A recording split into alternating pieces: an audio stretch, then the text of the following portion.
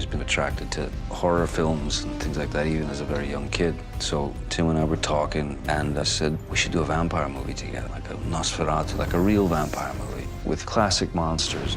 We wanted to employ vampires, witches, werewolves, ghosts into one piece of material. Tim's a big fan of classic horror movies. He brings a huge horror film vocabulary to this movie, and so when we do things like vampires, there's a real authenticity to it.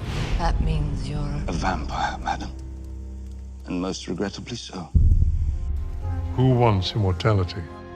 Can't think of anything more terrifying. In the same way that like a lot of Vincent Price characters are sort of tortured souls. Barnabas, he's that kind of vampire. It's sort of an homage to Bram Stoker's Dracula, the idea that two people who were separated by death and by time can find each other. Even if it's not quite the same person, it is the same spirit. Vampires often happen to just run into their old loves, you know what I mean? This goes in line with a lot of sort of vampire mythology. Those are the kind of things that we kind of went back to the source.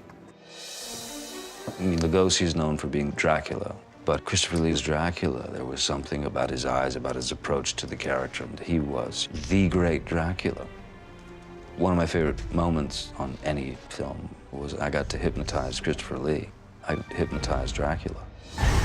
My personal theory about why we love horror is we still have this primal need to be afraid. People are taken out of their daily lives into nightmarish worlds. That's why they love it. Tim hasn't set out to frighten people, but he involves them through Johnny in the darkness.